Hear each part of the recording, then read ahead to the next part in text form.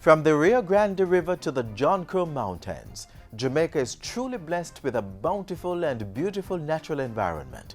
But if we do not care for it today, future generations may never get to experience its offerings. Welcome to this Tuesday's edition of Jamaica Magazine. I'm Adrian Atkinson. Yesterday was Labor Day and many of you, like me, were busy sprucing up your surroundings. Today we share some ways the Environment Ministry is making sure we sustain what we have.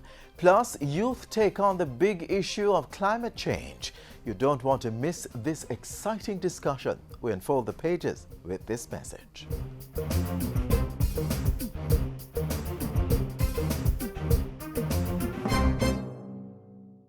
The Passport Immigration and Citizenship Agency PICA is committed to quality customer service. The recently announced increases in passport fees will now take effect on Monday, June 1. As of that date, it will cost $6,500 for an adult passport and $4,000 for a passport for a minor. To better serve members of the public who need to get or renew their passports, from Tuesday, May 26 to Friday, May 29, PICA will accept and process passport applications at the National Indoor Sports Center starting at 6 a.m. daily. The Passport Immigration and Citizenship Agency PICA, securing our borders, safeguarding our sovereignty.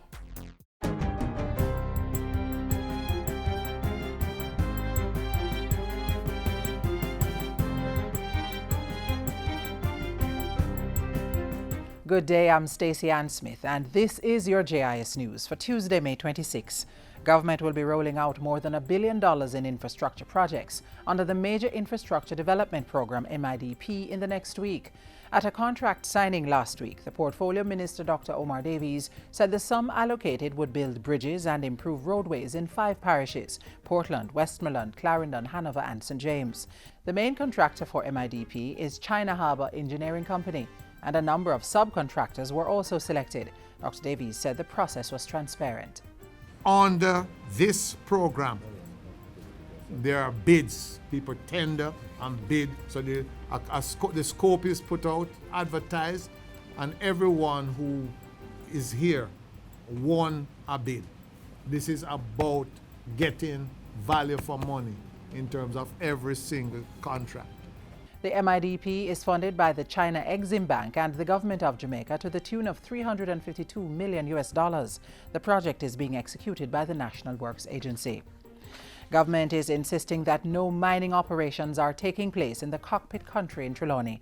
Reports surfaced last week that Noranda-Jamaica Bauxite Partnership was carrying out mining activities in the area, which is Jamaica's largest rainforest, an area rich in biodiversity. But at a recent press conference, stakeholders said although the boundaries of the Cockpit Country were not yet finalized, there was no breach of the 6 proposed boundaries. So the current Noranda activity is taking place right here, where these 2 lines are coincident. This Cockpit Country stakeholders line, as well as this special reserve line, which is also coincident with the mining lease of Noranda. The one which is in contention, the one which has been defined by the stakeholder community, which is the blue, the activities taking place on the border. But it needs to be said that what has been proposed by the stakeholder community is not something that has been confirmed, neither has it been accepted. In the absence of a definition of the 6 proposed ones, there's nothing taking place within those 6. Discussions to finalize the boundaries of the Cockpit Country are ongoing. A law to set up special economic zones, SEZs, is expected to be passed later this year, paving the way for special investments and big money earnings for the country. A green paper on SEZs was tabled in Parliament in January.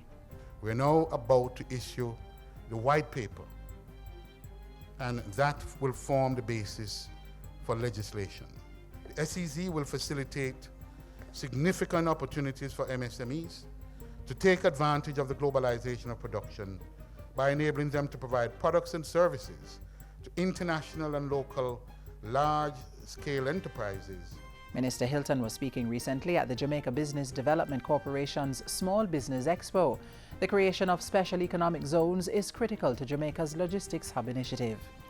The Education Ministry has endorsed plans by the Caribbean Association of National Training Authorities to establish technical vocational education and training TVET standards across the region. Portfolio Minister Reverend Ronald Thwaite says it complements Jamaica's strategy to integrate TVET into the high school curriculum. 110 schools have been targeted.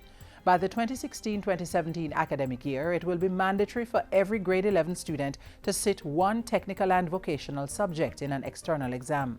The rationale behind the decision to promote TVET is that it is a strategic decision to prepare the Jamaican workforce to seize the employment opportunities that are opening up increasingly in the technical and vocational fields. Minister Thwaites was speaking recently at the second international conference on TVET in the Caribbean. Approximately 300 participants from 30 countries attended the event, which was held in Montego Bay. And finally, the Portmore Municipal Council has outlined how it will spend the $5 million incentive it got for collecting the most property taxes in the 2013-2014 fiscal year. $1 million was used to create a green area and playground for children in Waterford, Portmore. The rest of money we already started to spend on the Portmore Municipal Boulevard, where we have 64 pui trees planted. We also have 34 flower spots from Brayton to the Petcom gas station along the Elsha Main Road. So that's where we intend to spend the money to create beautification and to take care of some of our open space within Portmore. The acting mayor of Portmore was speaking in an interview with GIS News on Monday. And that's it for GIS News today. I'm Stacey Ann Smith. Thank you for watching.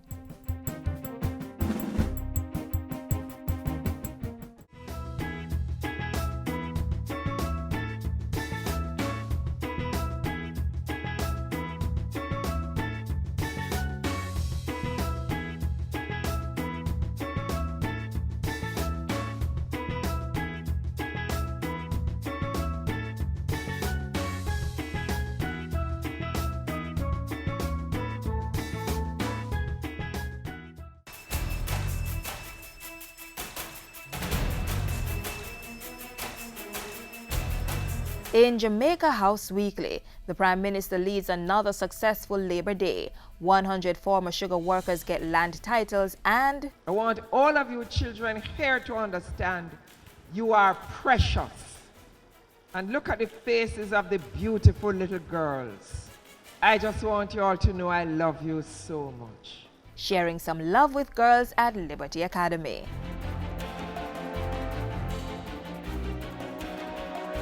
Prime Minister Portia Simpson Miller led Labor Day activities on Monday, May 25 at the Rudolph Elder Park in Morant Bay, St. Thomas, the national project. As she planted flowers and engaged children in their newly installed play area, Mrs. Simpson Miller reminded participants of the true meaning of Labor Day. Today, it's not about party politics. It's about Jamaica and our Jamaican children and the future leaders of this country. The Prime Minister was also present for Labor Day activities in Spanish Town, St. Catherine and Payneland in St. Andrew. At the Spanish Town Fire Station, Mrs. Simpson Miller commended the team who helped with Phase 1 of refurbishing works being carried out there. I think it's a very important project. And I think if our people are working very hard and they have to respond to the needs of the people if we have any fire anywhere. And so I think that they should be comfortable. And over at the Tavares Gardens Primary in Payneland, Prime Minister Simpson Miller expressed delight at the installation of a new kitchen and lunchroom at the school. And I think it was most deserving because, as you see, the aesthetic of the place changed a lot.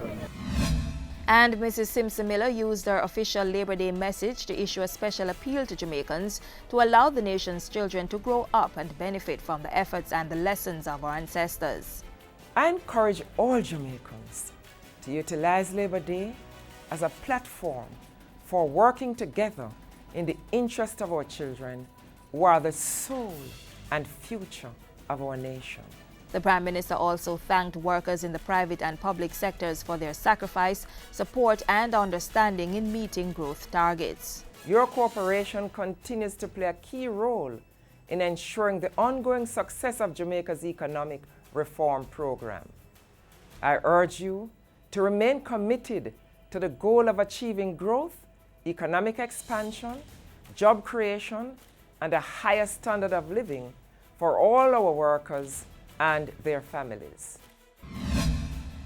Last week, Prime Minister Simpson Miller handed out certificates of possession to 100 former sugar workers in Clifton, St. Catherine. The new landowners are among 400 residents from 5 parishes to benefit from SCJ Holdings' Community Regularization and Development Program.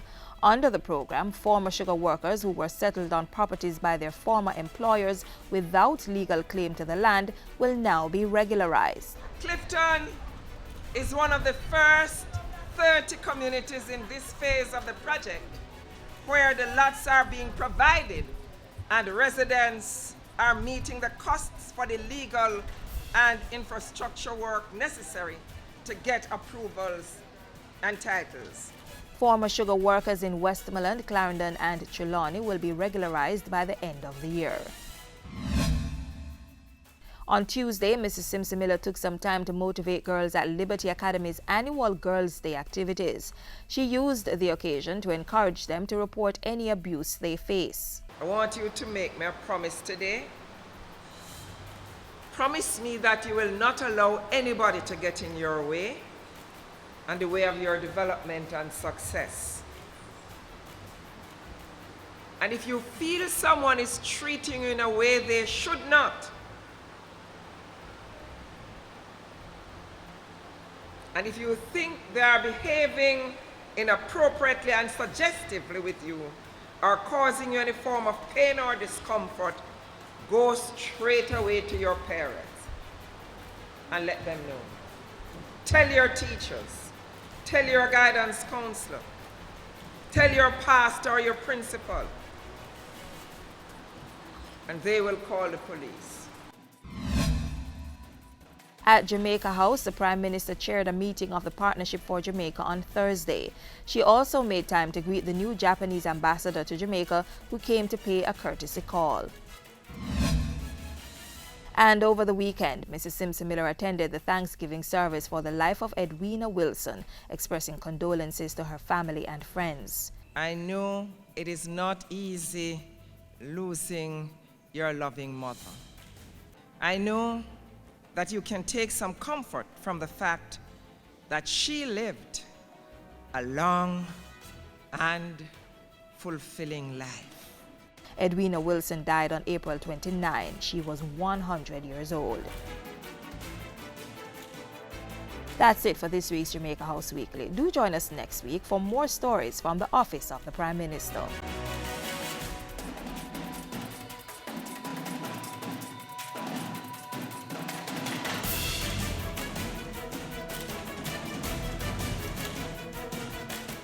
Jamaica's first inhabitants, the Tainos, called the island Jamaica, meaning the land of wood and water. Take a trip around the island and you'll understand why. While we are richly blessed, we have been experiencing environmental challenges due to climate change and our own negative practices. Listen up as the Minister of Water, Land, Environment and Climate Change shares the plans for the country to ensure we have a sustainable future. Jamaica has a healthy, natural environment. We are expanding our forest cover, repairing our watersheds, and are putting in systems for the sustainability of our protected areas, thereby enabling Jamaica's sustainable future.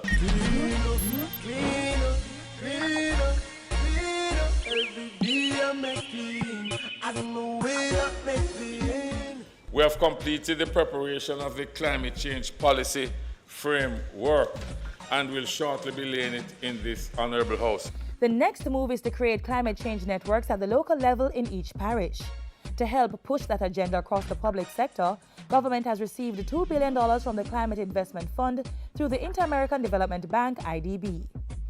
$1 billion is also coming from an international body known as the Adaptation Fund for a project to strengthen our agricultural sector and coastal areas against the effects of natural disasters. The major component of the project is the construction of 2 breakwater structures in the Long Bay area of Negril. These are aimed at protecting the beach from further destructive erosion.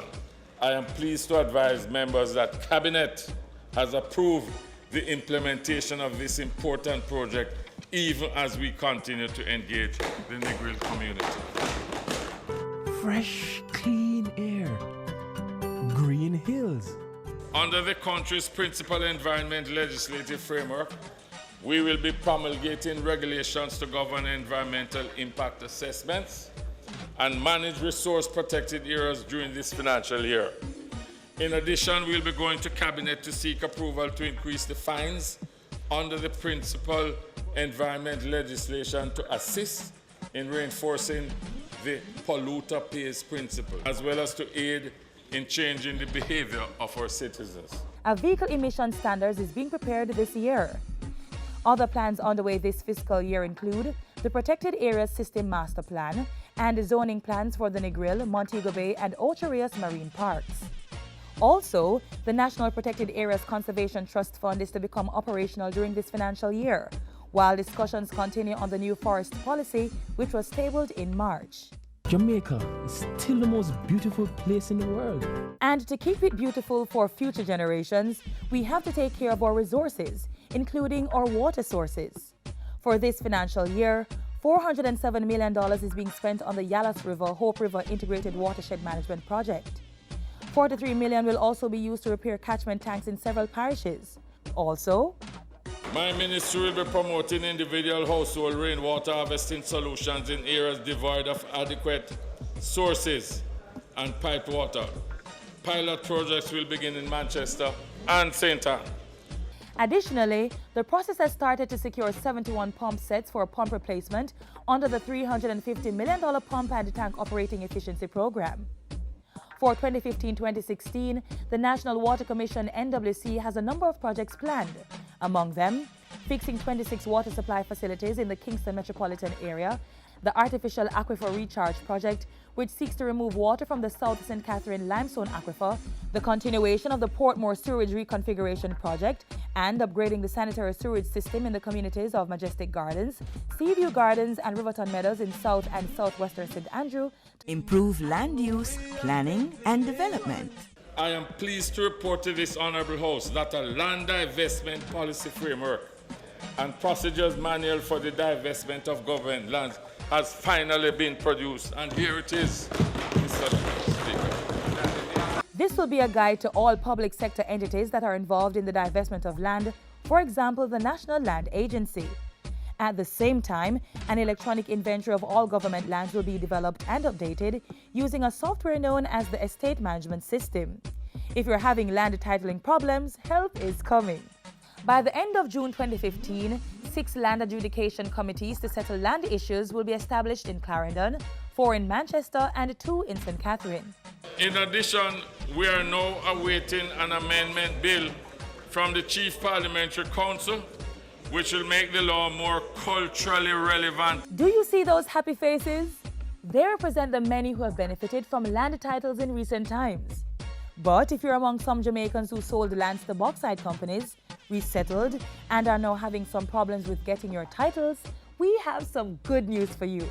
Under an MOU entered into with Noranda Bauxite Company Limited in 2011, LAMP is now seeking to produce titles for 100 parcels of land in the parish of St. Ann in the first instance. We will continue to engage all bauxite companies until this vexed issue is resolved. Completion of the revised first draft of the National Land Policy is also on the agenda for 2015-2016. Strengthen protection of our natural environment. Improve recycling and disposal of waste. Reduce our vulnerability to natural hazards and the impact of climate change. Government is ensuring all this happens to achieve Vision 2030. And with the Climate Change Ministry leading the way, we are well on our way.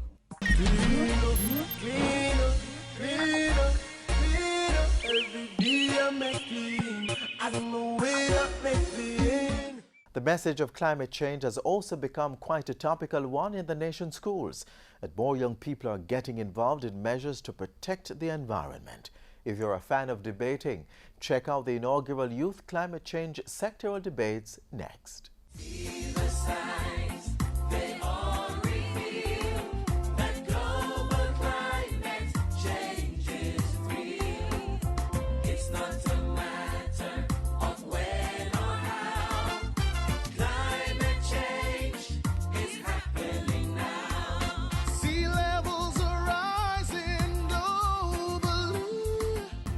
Thousands of students from schools right across the island out in their numbers for the inaugural Youth Climate Change Conference. Debates, exhibitions, performances, and lots more in today's edition of School Zone. Students discussing climate change? Yes, more and more students are becoming aware of the dangers this environmental phenomenon is creating in our society and are taking action. The inaugural Youth Climate Change Conference was funded by the USAID's Jamaica Rural Economy and Ecosystems Adapting to Climate Change (JAREACH) project, with government support from the Ministry of Water, Land, Environment and Climate Change. The major focus of the conference was the youth sectoral debates, where 5 schools represented 5 government ministries. Discussing the ideas of climate change to stimulate interest and dialogue among youth on climate change and its impacts on Jamaica's key social and economic sectors.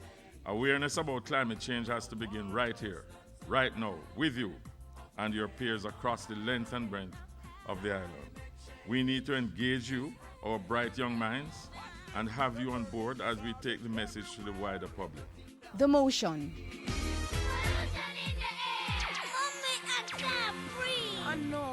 To adapt to the ever-changing climate, some lifestyle. Let the debates begin. My defeated opponent. Can you imagine a Jamaica without tourism?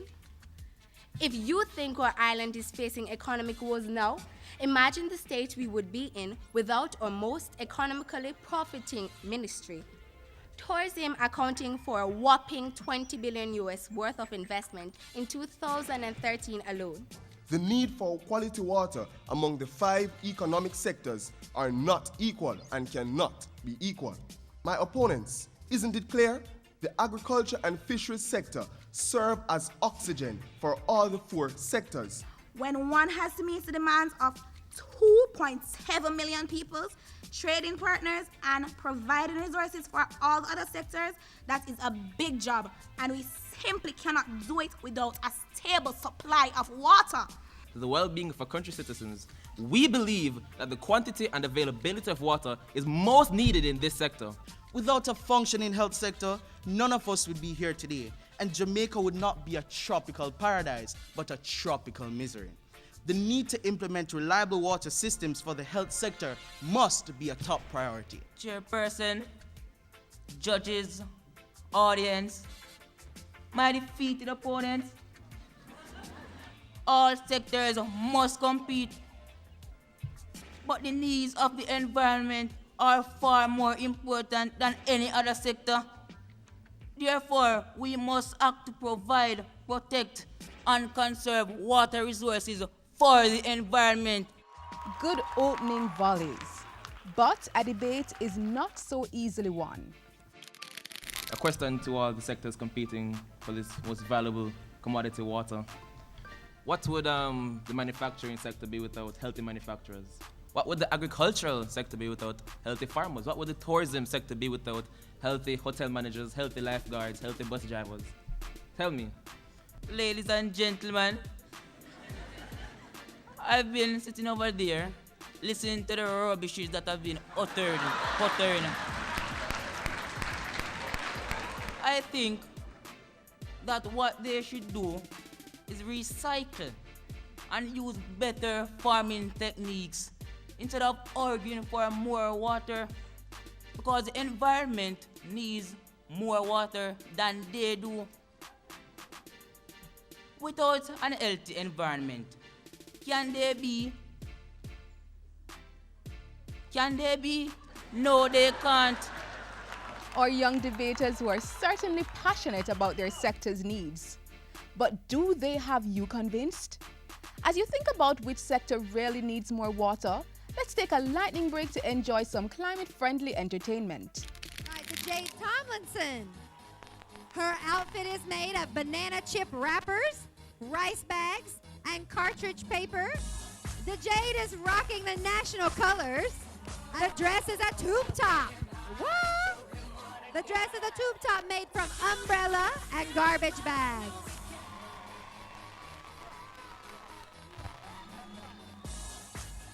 And I see she has some slippers on her foot that also look to be recycled. Great job. The outfit is made from garbage bags, juice box, and banana chip bags. The belting is made from broom strands. Stage now, so give a round of applause for everybody. Everybody on stage. I'm in the way. Go on, go on.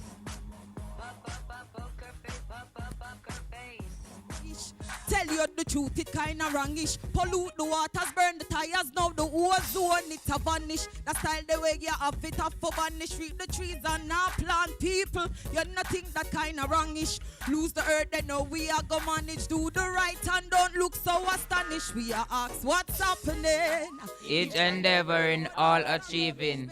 Keep watching School Zone. As the judges wrap up their deliberations, School Zone was invited to be an independent delegate and, based on some of the debaters' suggestions, create a youth climate change declaration.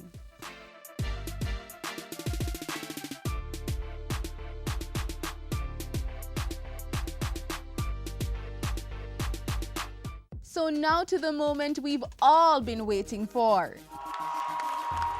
In third place for our debate competition this morning, we have Westwood High School. Our second place winner is Bustamante High. Wow. Looks like we have general agreement from the assembly. Our first prize winner is Monroe College.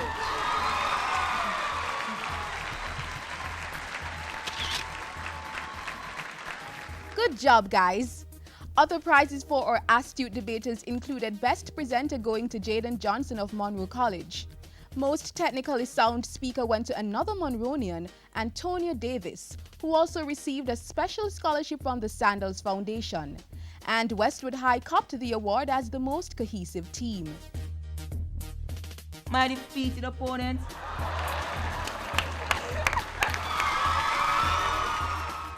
One climate, one future, empowering youth for action. And that's it for another exciting episode of School Zone. I'm here with my alma mater, Westwood High. Tune in next time. I'm Tamara McKeel. Climate change is happening now. Sea levels are rising globally. We are the children. We are the ones to make a better day. So let's start giving. Sometimes even the greatest joys bring challenge, and the children with special needs inspire a very, very special love. There's a choice to make. We're saving our lives. It's to make a better day, just you and me. It's time to go, but I trust you've gained some new knowledge. As it relates to climate change, it's up to you and me to not only become more aware, but take action in your homes, schools, or communities. To keep informed about today's show and get all the latest news, be sure to visit our website at jis.gov.jm and connect with us on social media via Facebook and Twitter. On behalf of the entire JIS team, I'm Adrian Atkinson, inviting you to tune in again tomorrow to another edition of Jamaica Magazine.